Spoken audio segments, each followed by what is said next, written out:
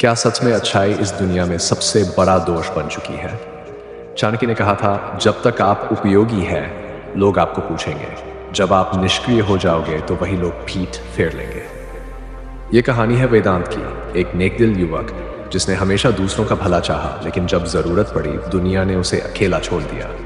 तभी उसने चाणक्य नीति को समझा और फिर ऐसा बदला कि दुनिया भी हैरान रह गई। वेदांत एक ऐसा युवक था जो अपने गांव में सबसे ज्यादा भला करने वाला माना जाता था। कोई बीमार हो तो वह दवाएं लेकर पहुंचता, किसी के खेत में मजदूर कम पड़ जाए तो खुद काम करने चला जाता। वह सबकी मदद करता था बिना किसी स्वार्थ के। उसके माता पिता अक्सर कहा करते, बेटा तू तो भगवान का रूप है, तुझ जैसा इंसान आजकल कहाँ मिलता है। लेकिन वेदांत को यह नहीं पता था कि दुनिया में अच्छाई की कीमत तभी तक है जब तक लोग तुम्हें इस्तेमाल कर सकते हैं। जब अच्छाई बेकार साबित हुई। एक दिन वेदांत के पिता गंभीर रूप से बीमार हो गए। उसे एक बड़ी रकम की जरूरत थी इलाज के लिए। वह उन्हीं लोगों के पास गया जिनकी उसने मदद की थी। भाई मुझे बस कुछ दिनों के लिए मदद चाहिए, मैं लौटा दूंगा। पर जवाब क्या मिला? भाई अभी खुद तंग हूं, काश मदद कर पाता। वेदांत तू तो अच्छा है पर देख हालात खराब है। जिसने उनके खेत में दिन रात काम किया था उसने दरवाजा बंद कर लिया। वेदांत की आंखों में आंसू थे। उसने अपने पिता को खो दिया और एक बड़ा सबक भी पाया, समाज की सच्चाई। कुछ महीने बाद गांव में चुनाव हुए। वेदांत से लोगों ने कहा, तू खड़ा हो, हम तुझे जितवाएंगे। उसने विश्वास किया, मेहनत की, लेकिन चुनाव जीत गया एक चालाक आदमी जिसे लोगों ने पैसे लेकर वोट दिया। वेदांत को समझ आ गया, इस दुनिया में भावनाओं से नहीं स्वार्थ से फैसले लिए जाते हैं। एक रात वह बेहद टूट चुका था। तभी उसे अपने शिक्षक की दी गई एक पुरानी चाणक्य नीति की किताब याद आई। उसने उसे पढ़ना शुरू किया। चाणक्य की सीख जिसने वेदांत को बदल दिया। पढ़ते पढ़ते उसे एक वाक्य ने झकझोर दिया, जब तक आप उपयोगी हैं लोग आपके मित्र बनते हैं, जब आप अनुपयोगी हो जाते हैं तो वही लोग आपको पहचानने से इनकार कर देते हैं। वेदांत ने पूरी रात वह किताब पढ़ी। चाणक्य की बातें कटु थी लेकिन सच्चाई से भरी हुई। उसने तय किया, अब वह मूर्खता भरी अच्छाई नहीं, बुद्धिमानी से भरी मतलबी सोच को अपनाएगा। वेदांत का रूपांतरण नहीं शुरू। अब वेदांत पहले जैसा सरल तो था, लेकिन उसने अपनी ऊर्जा उन्हीं लोगों में लगानी शुरू की जो उसे सम्मान देते थे।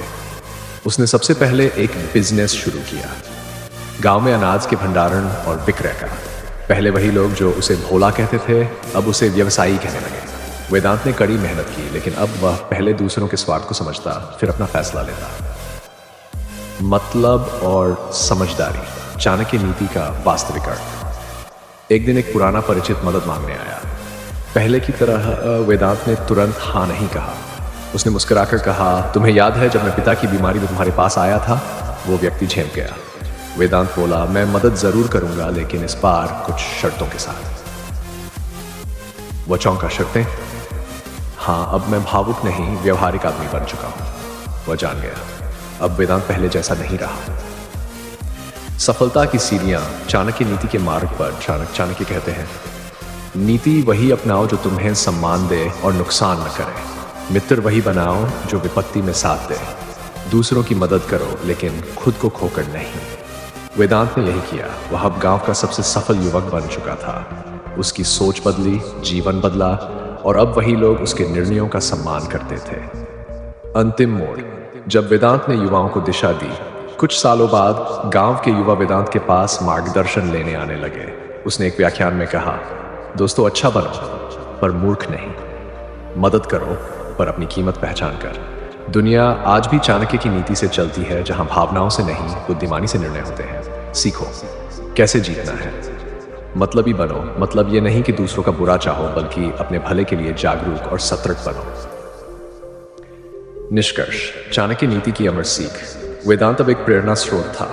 वह आज भी लोगों की मदद करता था, लेकिन अब उसके पास नीति थी, समझदारी थी और आत्मसम्मान था। इस कहानी से हमें क्या सीख मिलती है? दयालुता बहुत कीमती गुण है, लेकिन औहनीक गुण है, लेकिन अंधी नहीं होनी चाहिए। दुंजदार नहीं बनते, दुनिया आपको उपयोग कर फेंक देगी। चाणक्य नीति हमें सिखाती है कि भावनाओं और बुद्धिमानी का संतुलन ही असली सफलता है। अगर आप चाहें तो मैं इस कहानी